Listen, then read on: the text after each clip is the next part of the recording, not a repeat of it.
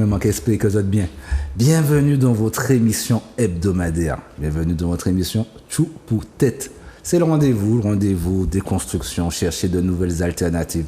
Où nous qu'à réfléchir titac, où nous qu'à garder les choses potales également qui a fait bloquer nous. Et qui dit également Chou pour tête dit l'équipe.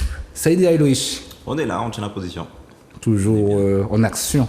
Oui, ça c'est ma définition. Donc, on va changer grand-chose de dire autre chose. Mais oui, toujours Kagoumé. Kagoumé. Puis vous constatez également, depuis le 1er septembre, une mobilisation en Martinique, des choses qui sont en train de se décanter, beaucoup de choses.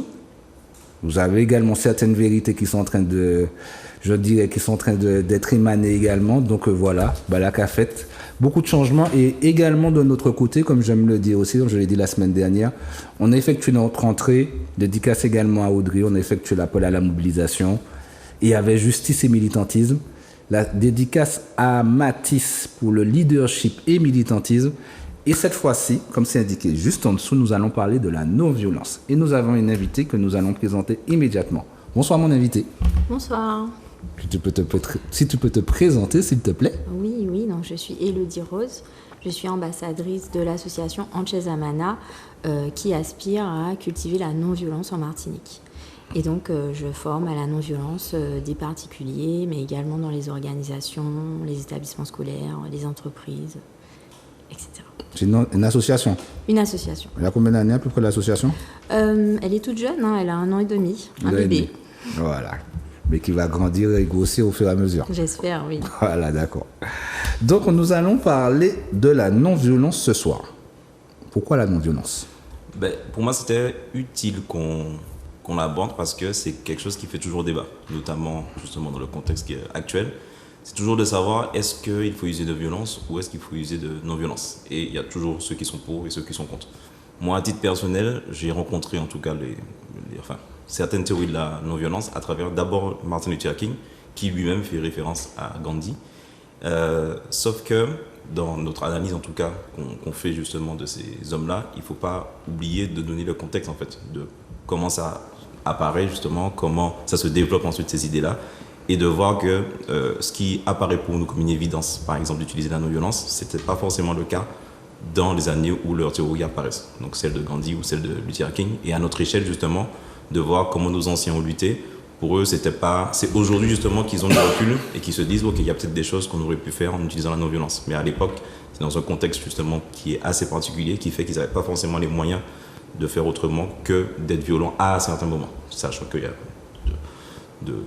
d'autres périodes de lutte justement où il n'y a pas forcément eu usage de la violence. Donc pour ce côté justement binaire-là, c'était intéressant de parler justement de non-violence et de sa théorie, de comment ça se construit, comment ça peut se développer, parce que je pense que c'est des choses sur lesquelles on n'est pas forcément très au courant.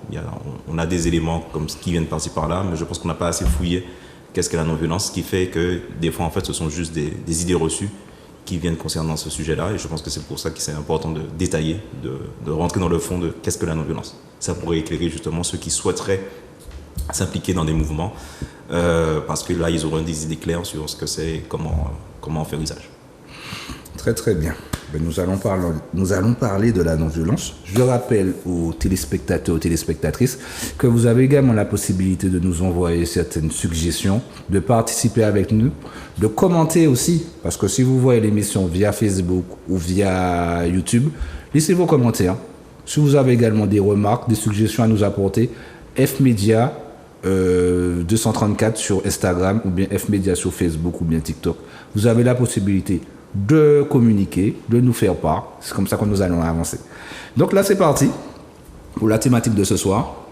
Et bon, si on parle de non-violence, qu'est-ce que la non-violence selon vous, messieurs, dames? Et selon vos conceptions,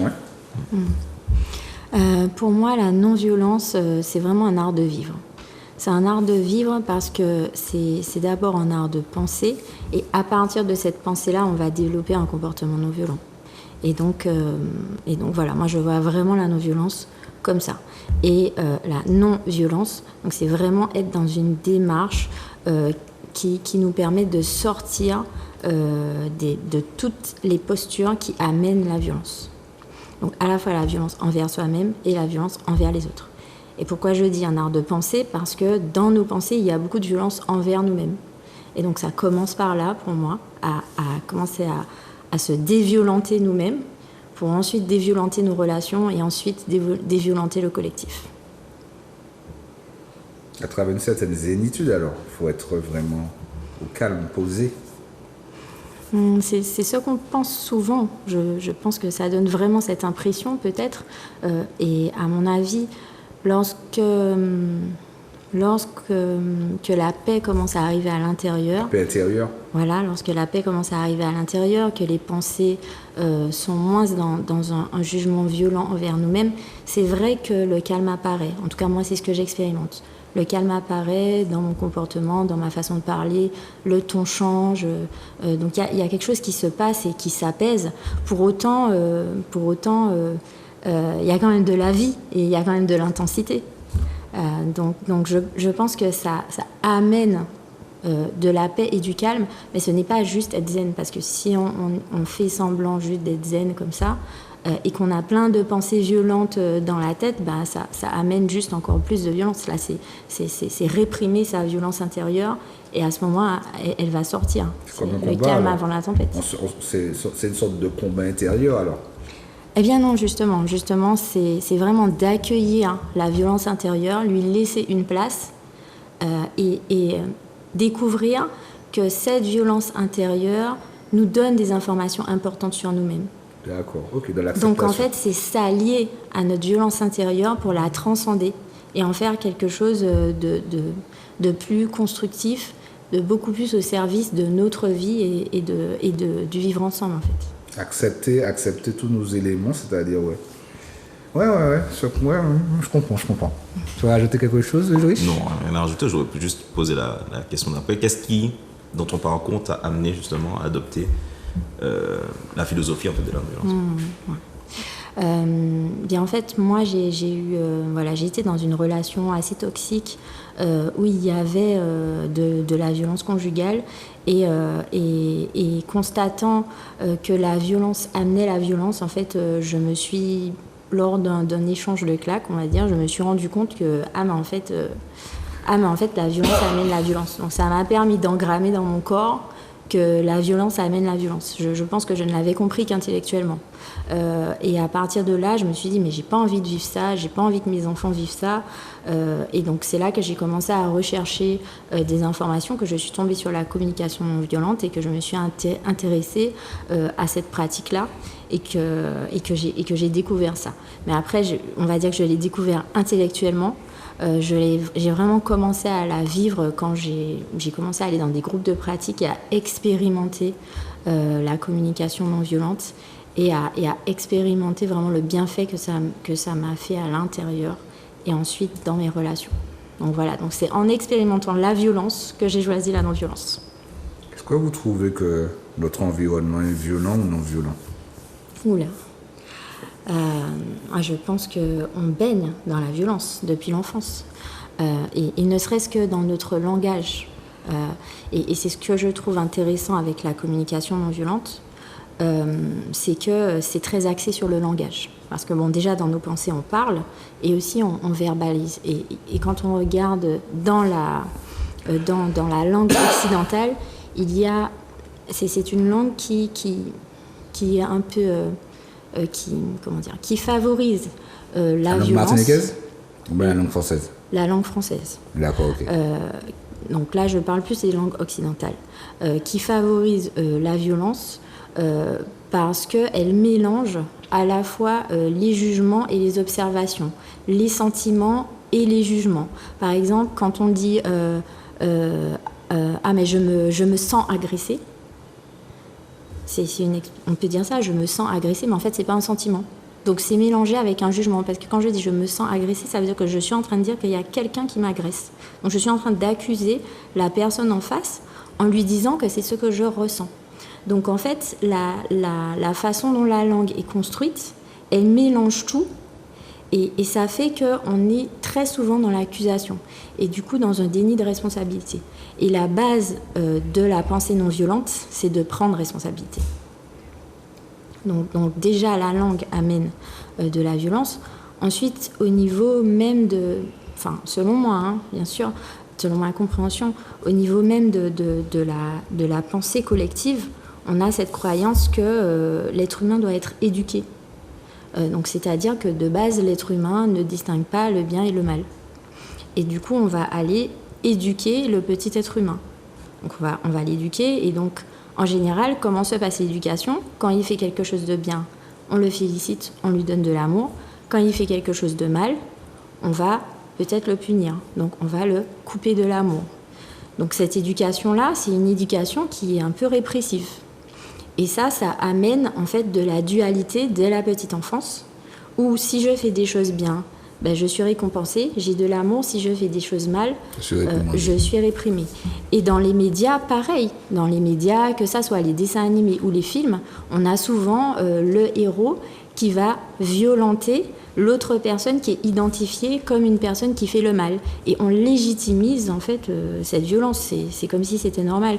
Donc que ça soit les médias, que ça soit l'éducation, que ça soit l'école qui est un système répressif, que ça soit la justice qui est une justice répressive, on est complètement dans une société qui prône en fait la violence et qui fonctionne par la violence. Je ne sais pas ce que vous en pensez, mais... Moi, je constate qu'effectivement, la violence est omniprésente. Hein. Et c'est très difficile d'être dans une démarche non violente. C'est plus difficile d'être dans une démarche non violente que d'être dans une démarche violente que non violente. C'est plus difficile d'être dans une démarche violente ? Non, c'est le contraire. C'est plus difficile d'être dans une démarche non violente que violente. Parce que, comme on disait, dès la cour de récréation, on le vit. Hein. La loi du plus fort, voilà. Ce qui dit loi du plus fort, c'est souvent à travers le plus imposant. Est-ce que le langage, parce que quand on parle de violence, on parle de force physique, mais est-ce que dans le langage aussi ? Ah ben oui, il y a différentes formes de violence. C'est vrai que souvent, la violence est vue comme de la violence physique. Et d'ailleurs, quand je dis que je fais de la communication non violente, il y a des personnes qui me répondent « Ah ben moi, j'ai pas besoin de ça, je ne suis pas violente ». Il n'y a pas que la violence physique. Il y a la violence psychologique, il y a la violence financière, il y a la violence sexuelle. Il y a toutes sortes de violences déjà, rien que dans cette petite catégorie-là au niveau de l'individu. Et puis ensuite, il y a toutes les violences systémiques. Et effectivement, dans le langage, enfin, moi, quand je parle de violence, je parle des micro-agressions. Et pour moi, dire je me sens agressée, si par exemple je te dis bah, Ulrich, là je me sens agressée, pour moi, c'est une forme de micro-agression parce que je suis en train de l'accuser. Donc je suis en train de lui mettre la responsabilité de mes sentiments. Et pour moi, ça, alors ce n'est pas de la violence, mais c'est une pensée qui peut amener de la colère, qui peut amener des émotions qui vont me mettre hors de moi et qui vont générer de la violence, ou qui peut, lui, l'amener à couper le dialogue, en fait, couper la connexion et de fil en aiguille aller vers la violence. Donc en fait, la non-violence telle que je la pratique, d'un point de vue intrapersonnel et interpersonnel, puisque je pense que tout à l'heure on va parler de la non-violence systémique, cette non-violence-là, elle vient au tout début, vraiment à l'origine, pour éviter la violence qui sera beaucoup plus tard finalement. D'accord, okay. On peut préparer le terrain, préparer en amont. C'est ça. Et je pense qu'elle n'est pas seulement là pour éviter, elle est aussi là pour favoriser la connexion. En fait, pour favoriser le lien entre les personnes. Ok, et du coup, quels sont les penseurs ou mouvements historiques qui ont influencé ta conception de la non-violence ? Alors, bon, déjà, comme je l'ai dit, je suis rentrée par la communication non violente. Donc, je suis rentrée par cette pensée, cette façon de penser de Marshall Rosenberg, donc qui est un psychologue américain qui a modélisé cette pratique, la communication non violente. Maintenant, cette pratique a été inspirée de Gandhi. Donc, en passant par la CNV, eh bien, c'est là que je suis allée également découvrir la pensée de Gandhi, puisque communication non violente, le non violente vient du mouvement de la non-violence de Gandhi. Non-violence qui vient du sanskrit ahimsa. Et en fait, c'est vraiment une philosophie aussi de pensée. C'est pour Gandhi, c'est même une spiritualité qui est basée sur, qui amène à dire non à la violence, en fait, tout sauf la violence, et qui justement privilégie le lien, la connexion, l'amour et la paix.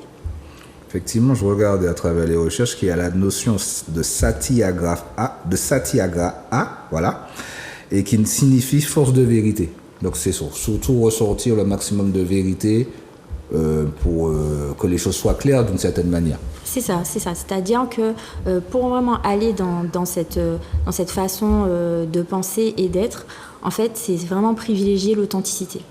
Et quand on est dans l'authenticité, eh bien, on prend conscience en fait de sa violence intérieure, parce qu'on a de la violence intérieure. C'est une réalité, c'est une vérité. Et c'est en partant de cette réalité-là qu'on peut aller vers de la non-violence. Comme tu expliquais, à travers aussi une certaine acceptation de cette violence qui peut être en nous, et également de savoir la maîtriser. C'est ça, parce que accepter la violence, ce n'est pas la pratiquer. En fait, accepter la violence, c'est prendre conscience que nous sommes d'origine animale. Donc ça veut dire qu'effectivement, on a un cerveau reptilien qui est pensé pour la survie, et que dans cette dynamique de survie, on a effectivement des élans comme ça qui sont violents. Et ces élans-là, en réalité, ce sont des élans de vie. Ce sont des élans de vie qui nous donnent des informations sur ce qui est important pour nous. Lorsqu'on est en colère, en fait, c'est parce qu'il y a quelque chose d'hyper important à protéger. Et lorsque on a cette conscience-là, et surtout qu'on prend conscience que c'est notre responsabilité, enfin je vais parler en jeu, lorsque moi j'ai cette conscience-là, eh bien à ce moment-là, je peux prendre soin de ma colère pour aller voir, ok, mais en fait, qu'est-ce qui se passe, qu'est-ce qui est important, qui n'est pas protégé, est-ce que c'est mon intégrité, est-ce que c'est ma sécurité, qu'est-ce qui se passe, et à partir de ça, eh bien là, je peux aller choisir mon comportement, et là, je peux vraiment aller dans le choix, en conscience. Donc le fait de prendre conscience de ma violence, ça me permet de choisir en fait mes comportements. Et prendre conscience de ma violence, ce n'est pas forcément choisir d'extérioriser ma violence en fait. Je peux la transformer en fait, la pour en faire quelque chose. Et la transformer. Pas forcément la contenir, parce que moi je crois que cette violence amène l'intensité, l'élan d'agir. Donc pas forcément la contenir, mais plus la transformer. Ouais, c'est vraiment de la transformation en fait. Là, on va revenir sur le terme exactement de non-violent. Parce qu'en fait, effectivement, il y a des études en tout cas qui travaillent là-dessus, sur le fait que la négation est assimilée d'une certaine façon, en tout cas par le cerveau. Qu'est-ce que tu penses du fait d'utiliser la négation dans le concept de non-violence ? Alors moi, j'aime bien non-violence parce que c'est non à la violence. Donc, et j'aime bien aussi qu'il y ait le mot violence dedans, parce que effectivement, ce que les études disent, c'est que si je te dis de ne pas penser à un éléphant, bah, tu penses à un éléphant. Donc, c'est-à-dire que quand je dis non-violence, bah, t'entends le mot violence, en fait. Et du coup, je trouve que ça remet le sujet sur la table. Et ça permet de ne pas l'invisibiliser. Parce que un des dangers, je trouve, dans nos sociétés actuelles, c'est de faire comme si la violence n'existait pas.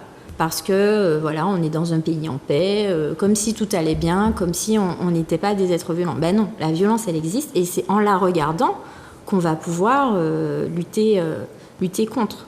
Mais après, ce qui me gêne avec le non de violence, c'est justement le lutter contre. Moi, je suis plus pour lutter pour. Donc c'est vrai que... lutter pour. Plutôt que lutter contre quelque chose, je préfère lutter pour quelque chose. Donc peut-être lutter pour la paix. Ah, d'accord, ok. Peut-être lutter changer pour le l'amour. terme. Voilà. Ok, d'accord, ok. C'est sûr que j'aurais préféré un terme qui amène dans du lutter pour. S'il y avait un autre mot que non-violent, ce serait... Il y aurait eu plus de résonance, j'ai envie de dire. Je sais pas, après rien n'est parfait, hein, donc c'est vrai que ce terme est choisi, et c'est vrai que ce qui est intéressant avec ce terme, c'est qu'il fait référence à Ahimsa, donc il fait référence au mouvement de Gandhi, donc ça fait aussi honneur finalement au père du mouvement, donc c'est pour ça que je pense que c'est intéressant de le maintenir, et puis ça parle à tout le monde. Mais d'ailleurs, par rapport à ce que tu dis sur le lutter pour, c'est par exemple Luther King, son mouvement c'était la lutte pour les droits civiques, pour que les personnes d'ascendance afro aient les mêmes droits que les personnes blanches, en tout cas d'ascendance caucasienne. Et en fait, ça change effectivement le rapport. Plutôt que de dire justement on est là pour lutter contre les blancs, ça change le rapport que de dire que par contre on lutte pour obtenir les mêmes droits en fait que n'importe quel citoyen en fait qu'il vit aux États-Unis. Et ensuite, Luther King, ce qui est intéressant, c'est que lui, il le généralise au monde entier. C'est des choses en fait qui sont à mon avis mal comprises parce que beaucoup de gens finalement n'ont pas lu. Par exemple, Luther King n'ont pas écouté ses discours et le connaissent à travers ce qu'on dit de lui, plutôt que d'étudier réellement. Et en fait, lui, justement, il théorise vraiment ce côté-là où il lutte pour des choses et qu'en plus, son mouvement est global et général pour ne pas rester sur la situation des années 60-70. C'est vraiment quelqu'un, à mon avis, que je considère qui est un visionnaire et qui est très mal compris parce qu'effectivement, on n'est pas rentré dans sa pensée. Et à mon avis, les médias ont tout intérêt à ce qu'il soit mal compris, puisque c'est quelqu'un qui lutte pour justement pour sortir du système de domination, pour empuissancer les personnes par de la non-violence et qui y arrive. Donc ils ont tout intérêt à ce que ça ne soit pas trop compris. On va continuer. Tout à l'heure, là, on parlait pas de définition, c'est-à-dire que tu parles le côté un peu réfractaire par rapport à violence, quand on disait non-violence. Est-ce que selon toi, selon vous, est-ce qu'elle est synonyme de pacifisme? La non-violence et le pacifisme, c'est différent. La différence, le pacifisme, c'est vraiment aspirer à la paix, mais quels qu'en soient les moyens.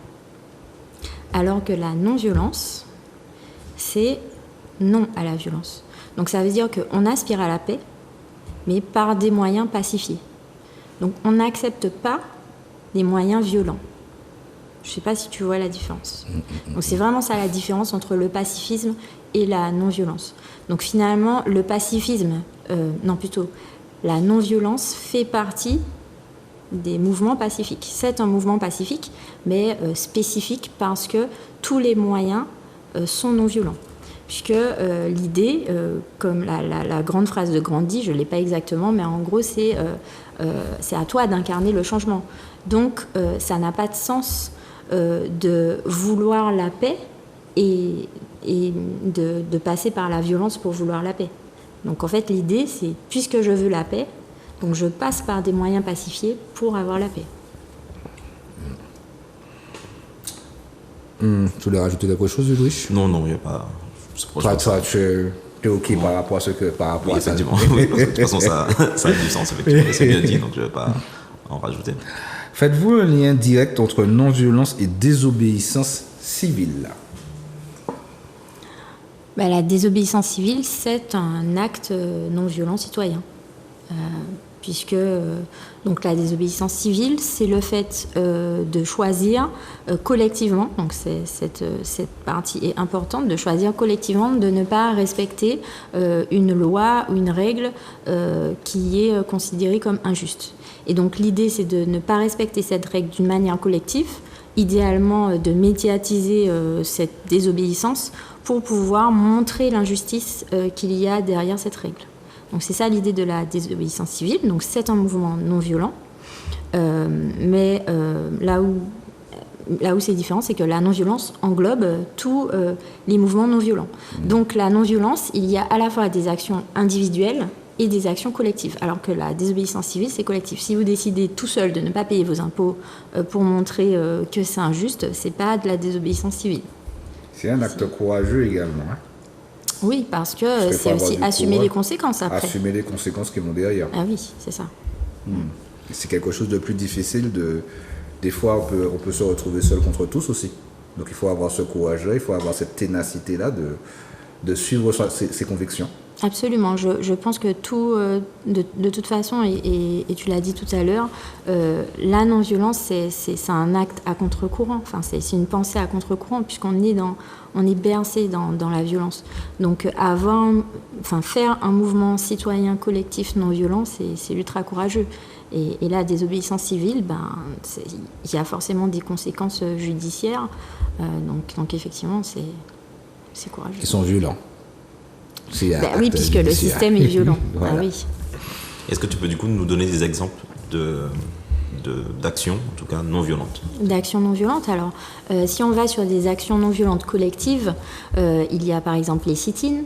Il y a les sit-ins, donc c'est le fait de s'asseoir à un endroit public, soit pour bloquer la voie ou en tout cas pour rendre visible le mouvement. Donc ça, ce sont des actions non violentes. Il y a les marches. Donc il y a eu plein de marches dans l'histoire qui sont puissantes, comme par exemple la Salt March lors du mouvement d'indépendance de l'Inde. Il y en a plein d'autres, la marche de la liberté, je regarde sur mes notes parce que voilà, la marche de la liberté que Martin Luther King a fait, et puis il y en a plein, les mouvements féministes par exemple, Nous Toutes, elles font régulièrement des marches.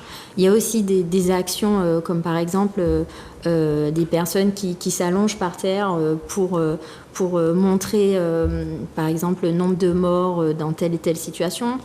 Donc ça, ce sont des actions non violentes collectives. Il y a aussi les collages, par exemple. Les féministes utilisent beaucoup les collages comme action non violente féministe. Donc voilà, ça c'est toutes les actions collectives. Et puis après, individuellement, on peut avoir des actions non violentes. Par exemple, tout simplement travailler sur sa violence intérieure. Pour moi, c'est une action non violente individuelle.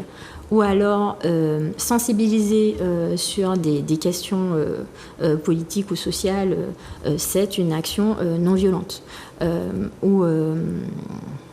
Oui, voilà, donc sensibiliser, diffuser l'information aussi, diffuser des informations d'actions non violentes, c'est une action non violente. Soutenir financièrement des actions non violentes, c'est une action non violente qui est individuelle. Donc voilà.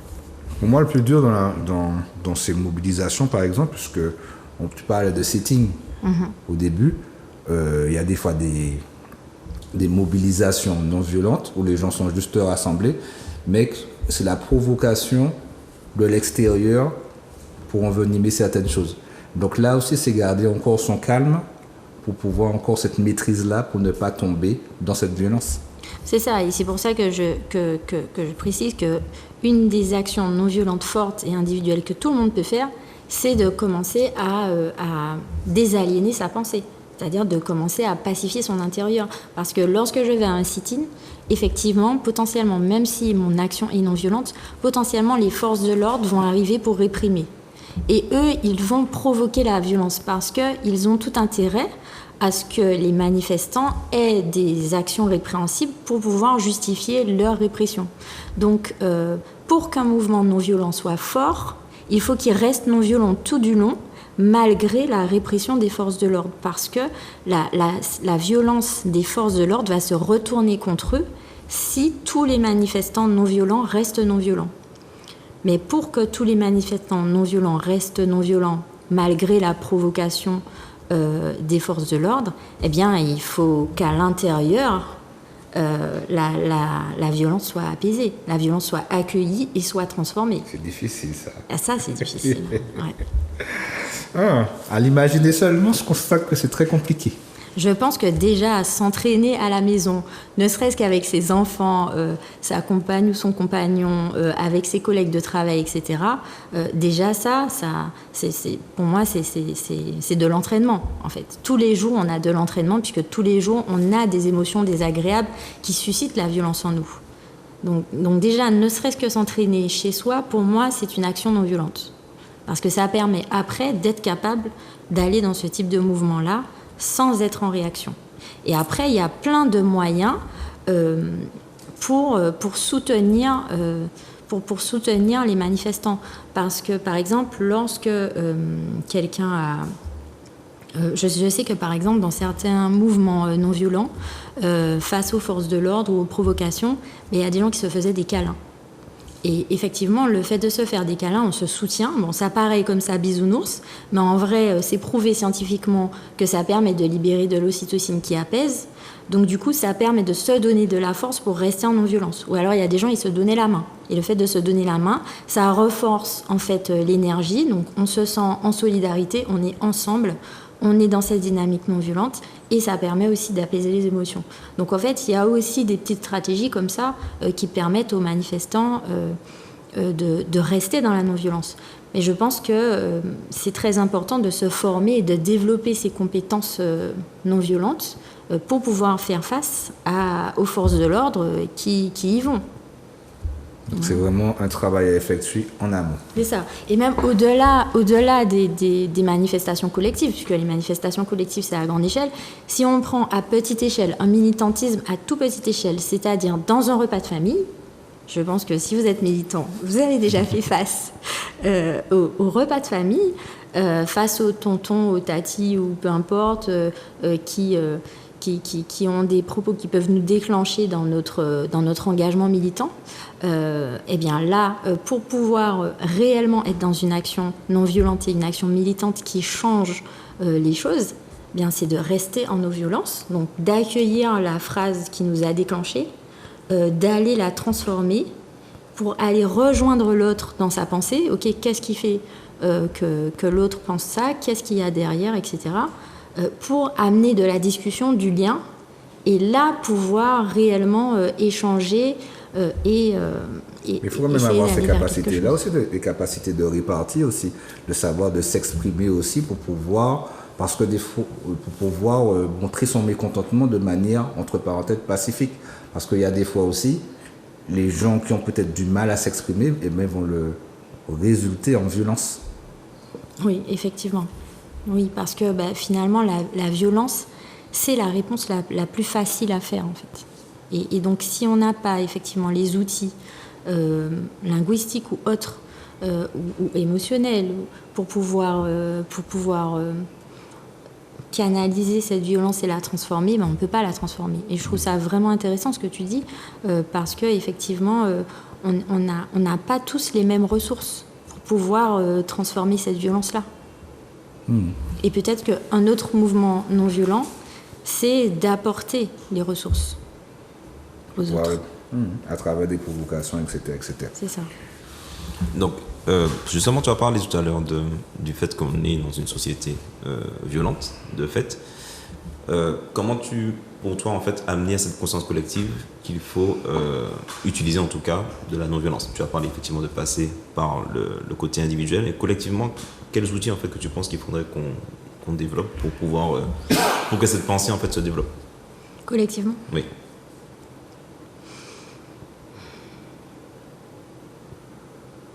C'est une très bonne question. Heureusement.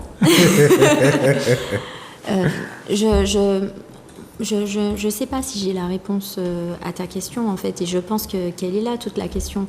Et c'est pour ça qu'il y a beaucoup de sociologues qui travaillent sur ces questions-là. Moi, je fais partie d'un groupe de travail qui s'appelle CNVTSE, où il y a des chercheurs en sociologie qui travaillent activement sur ces questions-là, sur comment amener la non-violence à plus grande échelle. Et puis, il y en a plein qui ont travaillé sur ces questions-là. Donc, en fait, ça fait un moment que le travail se fait.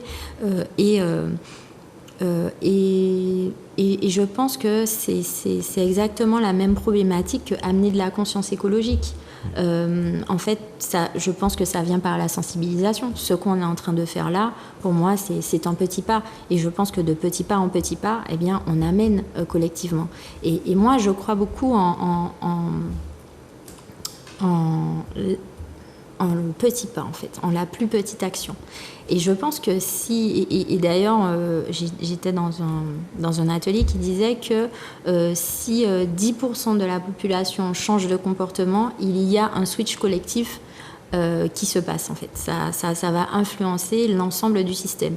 Donc, si on arrive à ce que 10% de la population adopte la non-violence, eh bien là, il pourrait y avoir une diffusion de la non-violence. Donc 10%, ça veut dire que, par exemple, là, nous, dans notre association, on essaie de faire une action au niveau de l'éducation. Si les adultes professionnels de l'éducation dans les établissements scolaires adoptent une posture non-violente, eh bien, par capillarité, ça va se transmettre aux enfants qui pourront adopter une posture non violente. Donc peut-être que là, on pourrait aboutir à 10%. Ensuite, en transmettant la non-violence, donc développer les compétences psychorelationnelles des personnes. Ça je l'ai expérimenté, lorsque je développe mes compétences psychorelationnelles, eh bien, par capillarité, les compétences psycho-relationnelles de mes proches augmentent, de mes enfants et de toutes les personnes que je fréquente en fait. En fait, ne serait-ce que le fait que moi j'incarne la non-violence, toutes les personnes autour de moi montent et commencent à l'incarner aussi en fait, par capillarité, parce que ça fait du bien. Et du coup, ce qui fait du bien, quand on l'expérimente, on a envie de le transmettre davantage. De l'adopter. Voilà. Donc moi, ce que je crois, c'est que par petits pas, on va y arriver. Donc je pense que déjà, c'est de prendre conscience que la non-violence est une arme puissante, parce que souvent, ce qui se passe, c'est qu'on décrédibilise la non-violence, comme si c'est un rêve, c'est une utopie. Moi, on me traite souvent de bisounours. Donc comme si en fait je suis pas dans la réalité, j'ai pas les pieds sur terre, alors que la non-violence c'est une arme ultra puissante face aux violences systémiques. Je veux dire que moi j'ai été dans une situation de violence conjugale, je suis donc dans une situation post-séparation, j'accompagne des femmes qui sont dans des situations post-séparation aussi de violence conjugale, donc ça veut dire qu'on est confronté réellement à de la violence intrafamiliale, qu'il y a également la violence systémique, puisque judiciairement il n'y a pas de reconnaissance de nos situations. Donc il y a une vraie violence systémique, donc c'est-à-dire que nous sommes dans une situation de violence, en plein dans la tempête, et c'est la non-violence qui me maintient debout. Et c'est la non-violence qui me permet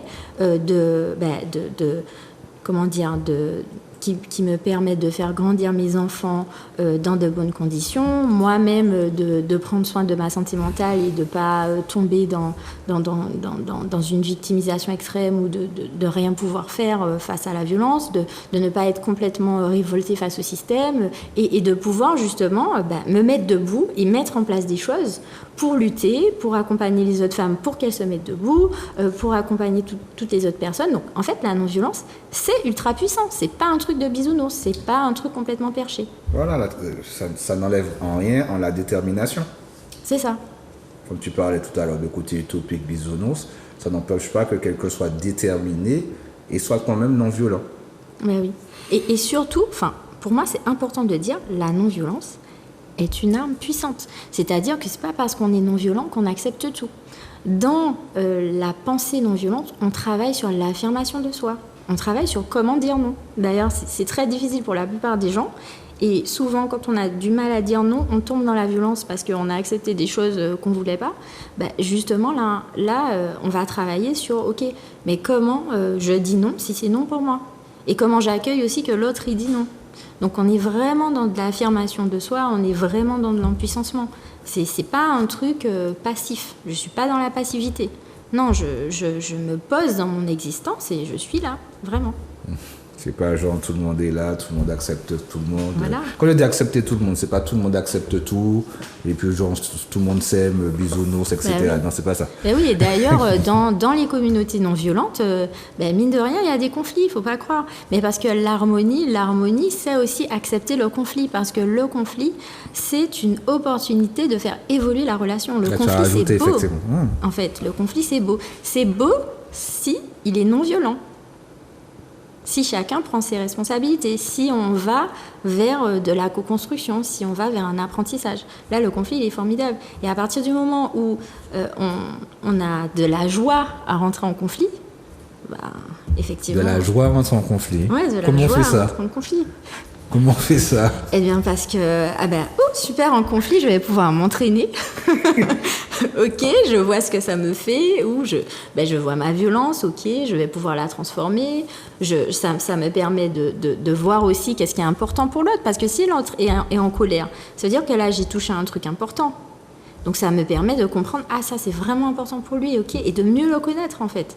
Parce que c'est une opportunité de discussion et de vraiment aller en profondeur dans ce qu'il est, dans ses valeurs, et puis aussi dans la dynamique de la relation. Ça nous permet de nous ajuster.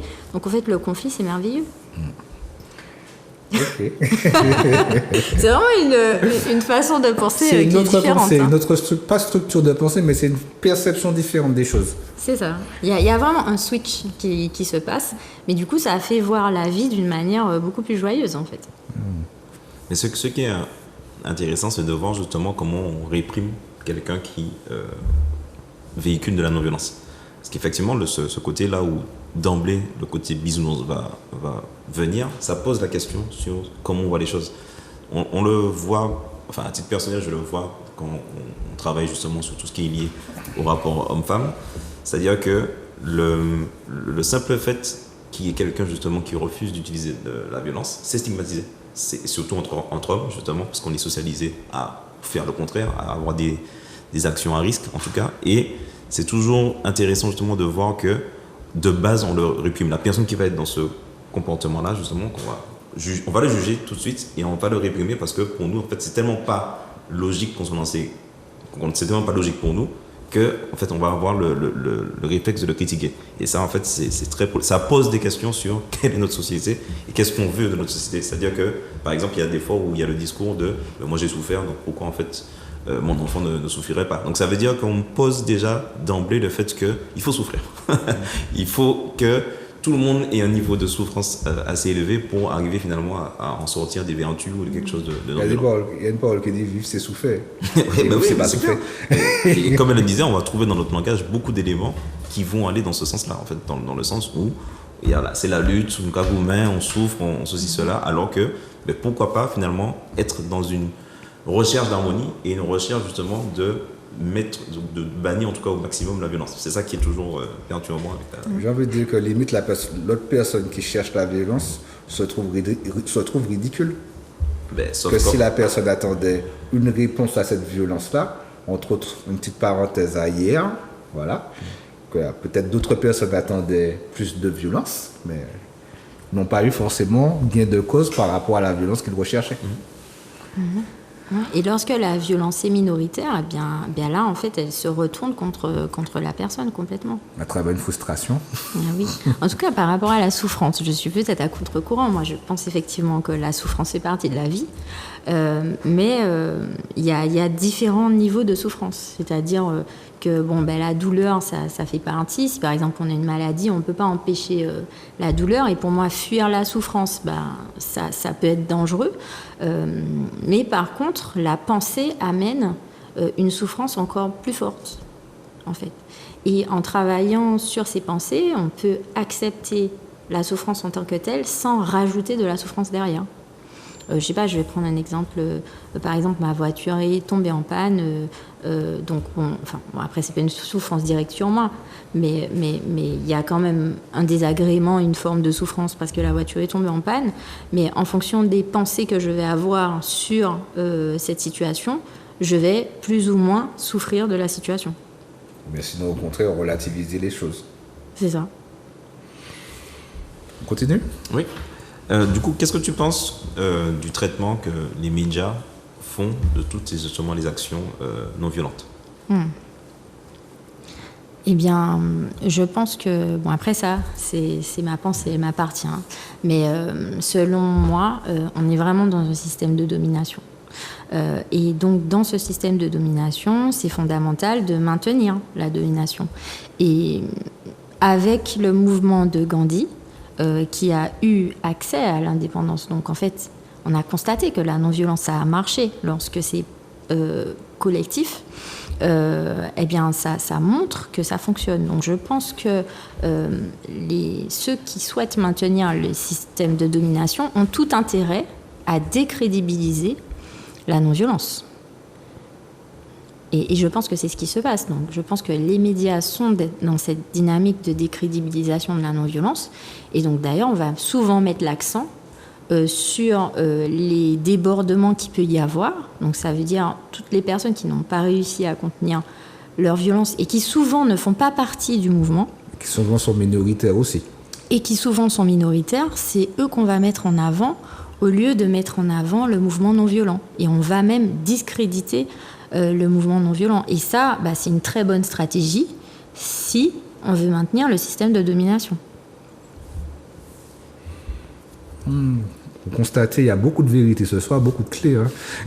De toute façon, c'est lié à la thématique qu'on a eue il y a 2 semaines avec Maître Onutouka, qui parlait justement de l'outil du droit ou de la loi, qui est là justement pour légitimer une certaine violence qu'on a admis qu'elle doit venir justement de l'État.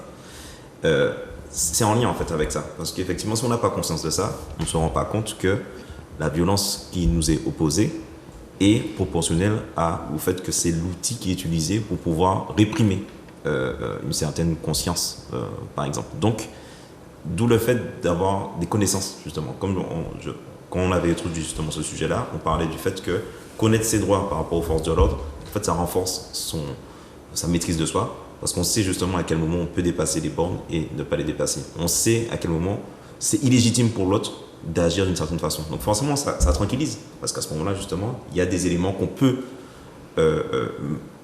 utiliser pour réussir justement à désamorcer, en tout cas des fois des situations qui sont extrêmement tendues. Mais si on n'a pas connaissance de ces droits, par exemple, ou si on n'essaie pas de développer des connaissances sur un nouveau paradigme, ben forcément, en fait, on va subir souvent ces types de situations. Donc, c'est très important, justement, d'avoir ces éléments de connaissance, notamment sur le droit et le fonctionnement, justement, du droit et de la loi, comme on l'a traité avec Maître Mounoutka. Je te rejoins. Et une autre chose aussi, selon moi, qui fait qu'ils ont tout intérêt à mettre en avant la violence, mais après ça, encore une fois, c'est ma croyance. Moi, ma croyance, c'est que tous les êtres humains aspirent à de la paix. Je le crois. Ou en tout cas, la grande majorité des êtres humains, si on enlève les psychopathes, voilà. Et donc, la violence, c'est un outil de séparation. Donc, lorsque les spectateurs vont voir le mouvement de violence, si ça heurte leurs valeurs, ils vont se désolidariser du mouvement. Même si le mouvement est en accord avec ce qu'ils vivent. En fait, même si le fond du mouvement leur correspond, le fait qu'il y ait de la violence qui va à l'encontre de leurs valeurs, ils vont se désolidariser. Et donc, ça va affaiblir le mouvement. Et c'est ça qui est intéressant avec la non-violence, je trouve, c'est que la non-violence rassemble. Parce que comme la paix est une valeur commune et que tout le monde, en réalité, aspire à la paix, eh bien, lorsque le mouvement n'est que non-violent, eh bien, ça permet de fédérer, de rassembler autour du fond et non plus autour de la forme. Et donc, c'est là où je vois aussi qu'ils utilisent la violence pour séparer. C'est stratégique. Absolument. Et par rapport à ce que tu disais, comme on dit, le savoir est une arme. Donc, le fait de connaître tous ses droits, ça permet de l'utiliser à bon escient. Oui, dans le cadre du militantisme, c'est aussi le fait de s'intéresser à la théorie. On est beaucoup, de plus en plus en tout cas, dans un mouvement de pensée qui met de côté la théorie, qui passe beaucoup par la pratique, mais qui finalement minimise l'impact de la théorie. Tu parlais par exemple du fait de transformer sa colère. Je vais prendre un exemple. Dans le cadre des milieux panafricains que j'ai fréquentés, au début, quand on est fréquenté, quand on voit la France-Afrique, tout ce que ça a engendré, le meurtre, l'assassinat en tout cas de certains chefs d'État qui avaient des idéaux qui se rapprochent de ceux panafricains. Une des choses que ça développe, souvent en fait, les militants vont en témoigner ensemble, c'est de la colère. Et c'est de la colère dirigée envers une certaine catégorie de population. Oui, voilà, donc ça peut engendrer de la vengeance, etc.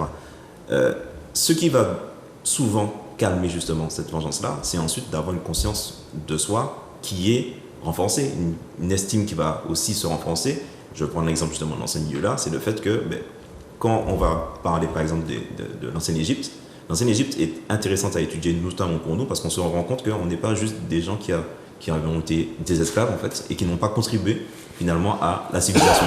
Et au fait qu'aujourd'hui, si la civilisation existe, c'est aussi parce qu'on a apporté notre contribution.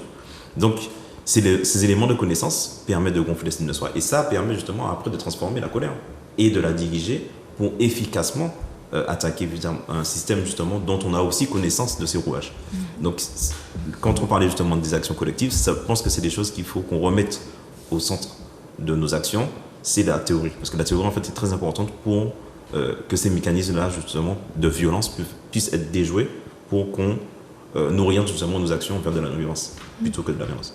Et je te rejoins, et d'ailleurs, une des sociologues du groupe de travail dans lequel je fais partie, qui s'appelle Sophie Lewandowski, nous a présenté un triptyque qui, je trouve, est très intéressant pour on va dire, structurer les actions non violentes. Et dans ce triptyque, donc, il y a 3 choses. Il y a une action, donc il faut que ça soit une action engagée.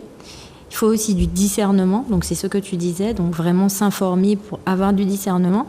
Et moi, dans le discernement, je vois aussi bien discerner la cible, on va dire, du mouvement. Parce que souvent, dans la colère, dans tout ce qui se passe, on cible finalement des individus au lieu de cibler un système. Donc, qui est la cible ? Ou qu'est-ce qu'est la cible, en fait ? Et donc là, c'est vraiment avoir une conscience du système. Et puis la troisième chose, c'est la compassion. Et c'est ça vraiment que la non-violence amène. La compassion, c'est vraiment le sens du lien et les compétences psychorelationnelles. Et avec ce triptyque-là, on peut vraiment être très solide dans ces actions non-violentes. Donc je te rejoins vraiment, en tout cas dans la partie discernement, il y a vraiment cette question d'être informé, d'avoir des ressources, de vraiment... de renforcer aussi son estime, parce que finalement, quand on est dans des mouvements sociaux de ce type, souvent ceux qui sont dans les mouvements sociaux, c'est ceux qui appartiennent, c'est ceux qui sont dans le groupe d'appartenance des opprimés. Et donc, lorsqu'on est oppressé, lorsqu'on subit des violences, eh bien effectivement, il peut y avoir de la colère, de la honte, de la culpabilité, plein d'émotions en fait comme ça, et il peut y avoir aussi ce qu'on appelle de la violence symbolique. Donc la violence symbolique, c'est le fait que on a internalisé la violence de l'oppresseur comme étant légitime envers nous. Donc ça va être par exemple les femmes qui critiquent les mouvements féministes. Donc ce sont des femmes qui sont dans ce truc de violence symbolique et qui ont complètement internalisé la violence. Donc en fait, qui se font violence à elles-mêmes, qui font violence à leur groupe d'appartenance. Et donc le fait d'avoir ce discernement, de s'informer, de conscientiser toutes ces choses-là, de s'empuissancer, ça permet de monter en puissance et d'être dans des actions non violentes. Et puis aussi d'être dans la compassion de ces personnes qui sont piégées dans une violence symbolique. Donc plutôt que de les cibler et de les critiquer, etc., plutôt aller les chercher, parce que ce sont aussi des victimes du système, en fait. Puisque la violence symbolique, c'est un peu comme je ne sais plus comment ça s'appelle, le syndrome quand on te kidnappe et que tu as... De Stockholm. Voilà, c'est un peu comme le syndrome de Stockholm. Bon, du coup, comme il ne nous reste plus beaucoup de temps, parce qu'on touche à la fin de l'émission, est-ce que tu peux nous donner des mots de conclusion sur le sujet ou un message que tu souhaites passer ou quelque chose comme ça? Qu'est-ce que je peux dire ? Eh bien, le samedi 28 septembre, donc on va fêter la non-violence. Donc il y a un atelier justement citoyen engagé non-violent. Donc c'est l'occasion de découvrir un petit peu toutes ces questions-là plus en profondeur. Donc vous pouvez aller donc sur l'Instagram de Ancheza Mana tout collé, TJE. Ou bien vous pouvez me contacter. Est-ce que je donne mon numéro ? Oui, je veux. Vous pouvez me contacter au 06 96 17 23 03. Et puis ce que j'ai envie de dire, c'est que la non-violence est à portée de tous, qu'il n'y a pas de petite action. Donc tous, à notre échelle, on peut agir. Et donc vraiment, moi, c'est ça que j'ai envie de faire passer comme message. On peut tous agir, ne serait-ce que en essayant de travailler sur sa violence interne. Ça aura forcément une action à petite échelle, à moyenne échelle et ensuite à grande échelle. Il y a également la journée de la non-violence qui s'effectue tous les... Quel jour de l'année ? Alors, en octobre. Alors en ce moment, on est dans la quinzaine de la non-violence. Donc la quinzaine de la non-violence qui est organisée par le collectif Non-Violence 21. Et donc le 2 octobre, il y a la journée internationale de la non-violence. Donc c'est le 2 octobre. Et le 21 septembre, c'était la journée internationale de la paix. C'est pour ça qu'il y a la quinzaine de la non-violence en ce moment.